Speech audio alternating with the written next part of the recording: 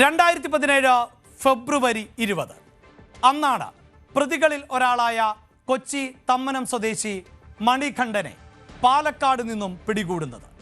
ഏറ്റവും നിർണായകമായ ഒരു അറസ്റ്റ് കൂടിയായിട്ടാണ് മണികണ്ഠന്റെ അറസ്റ്റിനെ വിലയിരുത്തുന്നത്.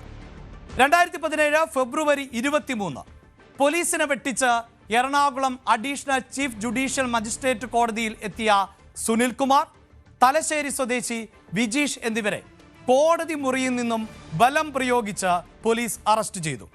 വലിയ നാടകീയമായ രംഗങ്ങൾ ആയിരുന്നു അന്ന് കോടതി മുറിയിൽ ഉണ്ടായത്. ഒരു പരിധിവരെയെങ്കിലും പോലീസ് വിമർശനം നേരിട്ട ദിവസം കൂടിയായിരുന്നു അന്ന്.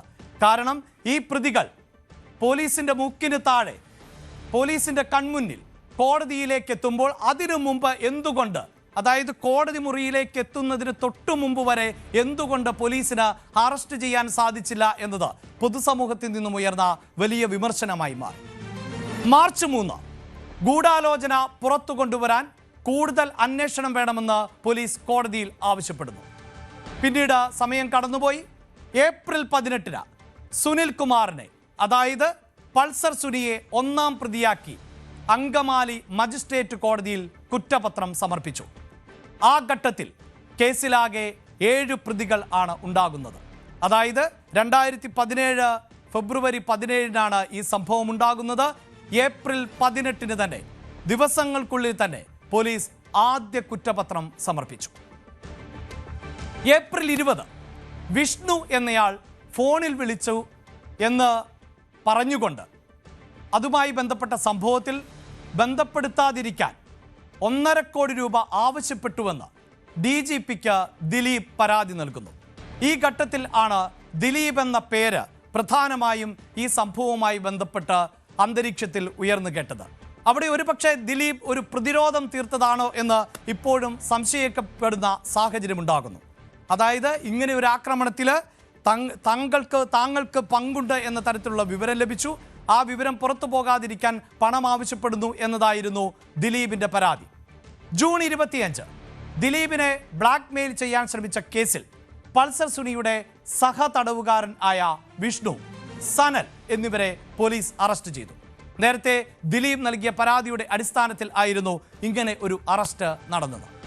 ഏറ്റവും നിർണായകമായ നീക്കം, ഒരുപക്ഷെ മലയാളക്കരയെ ഒന്നടങ്കം അത്ഭുതപ്പെടുത്തിയ, മലയാളക്കര ഒന്നാകെ മൂക്കത്ത് വിരൽ വെച്ചു പോയ സംഭവം എന്നത് ജൂൺ 28 അന്ന് ദിലീപ്, നാദിർ ഷാ എന്നിവരെ ആലുവ പോലീസ് ക്ലബിൽ പോലീസ് വിളിച്ചു വരുത്തി.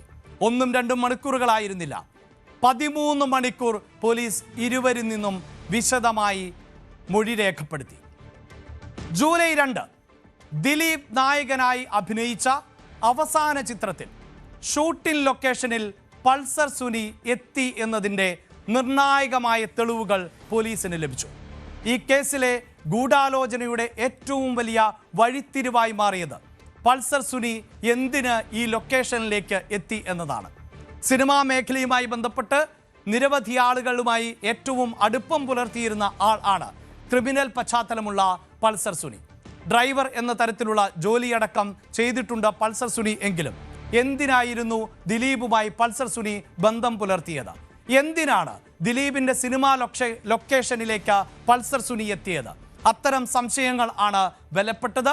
അതുമായി ബന്ധപ്പെട്ട അന്വേഷണത്തിന്റെ ഭാഗമായാണ് പോലീസ് പൾസർ സുനിയിൽ നിന്ന് വിവരങ്ങൾ തേടിയത്. ഏറ്റവും ഒടുവിൽ കേരളത്തെ ഞെട്ടിച്ചുകൊണ്ട് ജൂലൈ 10 നടൻ ദിലീപിന്റെ അറസ്റ്റ് രേഖപ്പെടുത്തി. സിനിമാ മേഖലയെ മാത്രമല്ല, മലയാളക്കരയെ ഒന്നടങ്കം ഞെട്ടിച്ച ഒരു സംഭവം തന്നെയായിരുന്നു. പലരും, കാരണം ജനകീയ നായകൻ എന്ന നിലയിൽ അറിയപ്പെടുന്ന താരം, വലിയ ഫാൻസ് ഉള്ള, വലിയ ആരാധക വൃന്ദം ഉള്ള ഒരു നടൻ, അങ്ങനെ ഒരു നടൻ ഈ കുറ്റകൃത്യത്തിന് പിന്നിൽ പ്രവർത്തിച്ചു, ഈ ഗൂഢാലോചനയുടെ ഭാഗമായി എന്നത് ഞെട്ടിക്കുന്ന ഒന്നായിരുന്നു. അത് അംഗീകരിക്കാൻ പലർക്കും ബുദ്ധിമുട്ടുണ്ടായിരുന്ന സാഹചര്യം, ഇപ്പോഴും അത് അംഗീകരിക്കാത്തവരായി നിരവധി പേർ ഉണ്ട് താനും. പക്ഷേ പോലീസ് അറസ്റ്റ് രേഖപ്പെടുത്തിയത് കൃത്യമായ വ്യക്തമായ തെളിവുകളുടെ അടിസ്ഥാനത്തിലായിരുന്നു. July 11 Angamaly first class judicial magistrate മുമ്പാകെ ദിലീപിനെ ഹാജരാക്കുന്നു. കോടതി ദിലീപിനെ റിമാൻഡ് ചെയ്തു.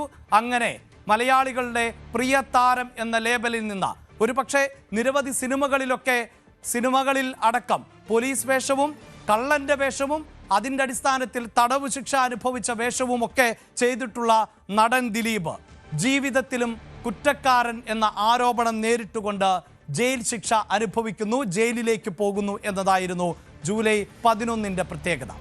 ജൂലൈ 20 തെളിവ് നശിപ്പിച്ചതിന് സുനിൽകുമാറിന്റെ ആദ്യ അഭിഭാഷകൻ പ്രതീഷ് ചാക്കോ അറസ്റ്റിലാകുന്നു. ആ അറസ്റ്റിൽ നിന്ന് തന്നെ ഈ കേസിന്റെ വ്യാപ്തി എത്രത്തോളം എന്നത് മനസ്സിലാക്കാൻ സാധിക്കും. എത്രത്തോളം വലിയ സ്വാധീന ശക്തി ഉള്ളവർ ആണ് പ്രതികൾക്ക് പിന്നിൽ ആരൊക്കെയുണ്ട് എന്നതുൾപ്പെടെയുള്ള കാര്യങ്ങൾ വ്യക്തമാകുന്നു. ഓഗസ്റ്റ് 2 പ്രതീഷ് ചാക്കോയുടെ ജൂനിയർ രാജു ജോസഫും അറസ്റ്റിലാവുകയുണ്ടായി. ഓഗസ്റ്റ് 15 അന്വേഷണ ഉദ്യോഗസ്ഥരെ മാറ്റണം എന്നാവശ്യപ്പെട്ടുകൊണ്ട് മുഖ്യമന്ത്രിക്ക് ദിലീപിന്റെ അമ്മയുടെ കത്ത് ലഭിക്കുന്നു. അതായത് അന്വേഷണം ശരിയായ ദിശയിലല്ല മുന്നോട്ടു പോകുന്നത്, തൻ്റെ മകൻ നിരപരാധിയാണ്, അതുകൊണ്ട് തന്നെ മകനെ മോചിപ്പിക്കണം എന്ന ആവശ്യം ആണ് ആ അമ്മ ഉന്നയിച്ചത്. ഇതിനിടെ ദിലീപ് ജാമ്യശ്രമവുമായി രംഗത്ത് എത്തുകയും ചെയ്തിരുന്നു. പുറത്തിറങ്ങാനുള്ള എല്ലാ തന്ത്രങ്ങളും പയറ്റുന്നുണ്ടായിരുന്നു. കേരളത്തിലെ തന്നെ അറിയപ്പെടുന്ന ഏറ്റവും തലമുതിർന്ന അഭിഭാഷകരെ അടക്കം ആയിരുന്നു ദിലീപ് സമീപിച്ചത്. അങ്ങനെ സെപ്റ്റംബർ 2 അച്ഛൻ്റെ ശ്രാദ്ധ ചടങ്ങിൽ പങ്കെടുക്കാൻ ദിലീപിന് അനുമതിയും ലഭിച്ചു. ഒക്ടോബർ 3 കർശന ഉപാധികളോടെ ദിലീപിന് ജാമ്യം ലഭിച്ചത്. ഒക്ടോബർ 3 ദിലീപിന് ജാമ്യം ലഭിക്കുമ്പോൾ പ്രിയപ്പെട്ട പ്രേക്ഷകരെ നിങ്ങൾ ഓർക്കേണ്ടത്, മലയാളികൾ നെഞ്ചേറ്റിയ അവരുടെ ഒരു സൂപ്പർ താരം ജയിലിൽ കിടന്നത് 85 ദിവസമാണ്. 85 ദിവസങ്ങൾക്ക് ശേഷമാണ് ദിലീപ് എന്ന നടന് പുറത്തിറങ്ങാൻ സാധിച്ചത്. അറസ്റ്റിലായ ശേഷം ദിലീപ് നൽകിയ മൊഴികളിൽ പൊരുത്തക്കേട് കണ്ടതിനെ തുടർന്ന് വീണ്ടും ദിലീപിനെ ചോദ്യം ചെയ്യുകയുണ്ടായി. നവംബർ 21 ബിസിനസ് ആവശ്യത്തിന് വിദേശത്തേക്ക് പോകാൻ ദിലീപിന് ഹൈക്കോടതി അനുമതിയും നൽകി. നവംബർ 22 അതാണ് ഈ കേസിലെ ഏറ്റവും പ്രധാനപ്പെട്ട ദിനം എന്ന് പറയാം. നേരത്തെ സൂചിപ്പിച്ചു, ആദ്യ കുറ്റപത്രം സമർപ്പിക്കുമ്പോൾ 7 പ്രതികൾ ആണ് ഈ കേസിൽ ഉണ്ടായിരുന്നത് എങ്കിൽ നവംബർ 22 അനുബന്ധ കുറ്റപത്രം സമർപ്പിച്ചു. ദിലീപിനെ 8ാം പ്രതിയാക്കിയാണ് ഈ അനുബന്ധ കുറ്റപത്രം കോടതിയിൽ സമർപ്പിച്ചത്. ഇതാണ് നടിയെ ആക്രമിച്ചതുമായി ബന്ധപ്പെട്ട കേസിൻ്റെ നാൾ വഴി എന്നത്.